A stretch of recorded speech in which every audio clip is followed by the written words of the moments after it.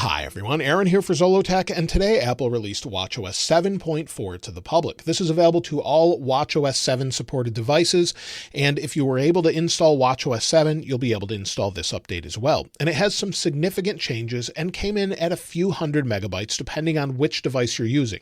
If you're using the latest Apple Watch Series 6 that I've got here, it will be a few hundred megabytes. It could be larger or smaller, but it installed fairly quickly and has some significant changes within it.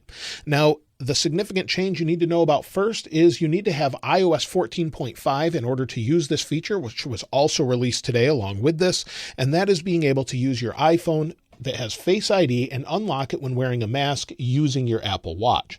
So the first thing you need to do is enable that, and to do that, you go into Settings, scroll down to Face ID and passcode. Once you enter your password, scroll down and you'll see Unlock with Apple Watch. Now, if you have a Series 3 Apple Watch or newer, you'll be able to use this feature.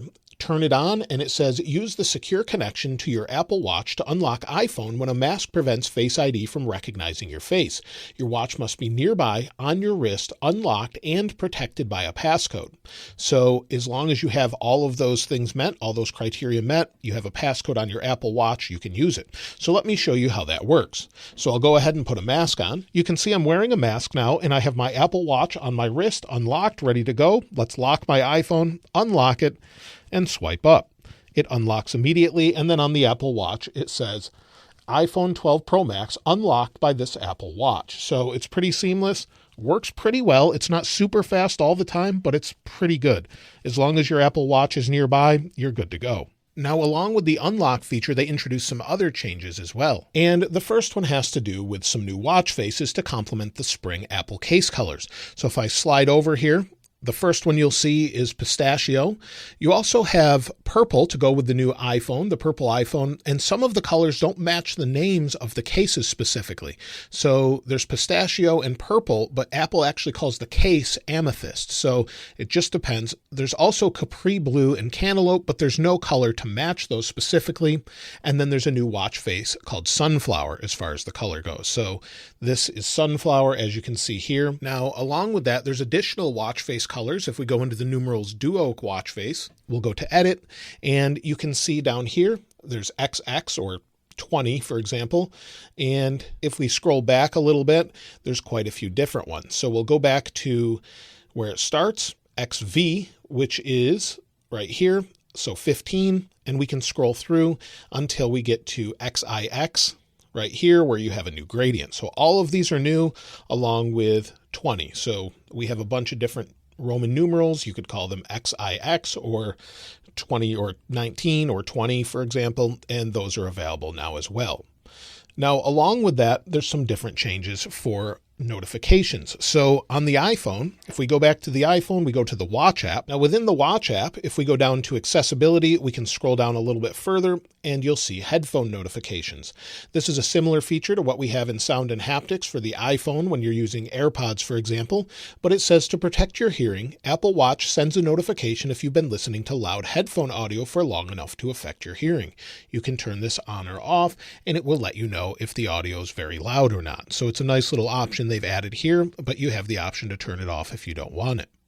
Now also, they've added a feature that they added to the iPhone as well a little bit earlier, but on the Apple Watch, if we go into settings, within settings, if we go down to Bluetooth, under Bluetooth, just select a device that's not an AirPods or an obvious headphone, tap on the eye and tap on it again, and you can now classify what it is. So you have the option to select headphone, hearing aid, speaker, or other.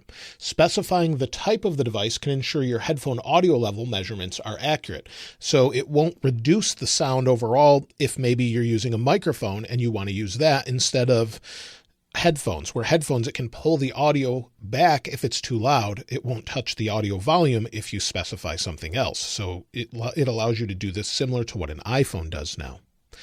Now, they've also added the ability within Apple Fitness Plus to stream this video. So maybe you use workouts, for example. Let's go down to workout, and maybe you're using Fitness Plus and you want to stream it to a device, but you don't have an Apple TV, for example. You can now stream this to an AirPlay 2 enabled TV or device. So you have that option if you want to stream that to those devices. Also, if you have an Apple Watch Series 4 or later and you're in Vietnam or Australia, you now have the option for ECG. The ECG has been around in some countries for quite some time, but it usually requires approval from the local government, and Apple now allows it in those countries as well. This is along with support for irregular heart rhythm notifications as well in Australia and Vietnam. So both of those countries now have ECG support. And so as far as new features, that's pretty much it with watchOS 7.4. The Face ID unlock is nice, and it seems to be very stable. I've been using it in beta form for quite some time. Battery life has actually been pretty decent. I've been getting through about a day and a half to 2 days without any problem. If I put it on the charger at night, it does pretty well. And in general, it seems to be quite stable. I haven't had a single crash, a single reboot, or anything like that. And so let's go ahead and go back here. We'll go back. We'll go to battery just so I can show you.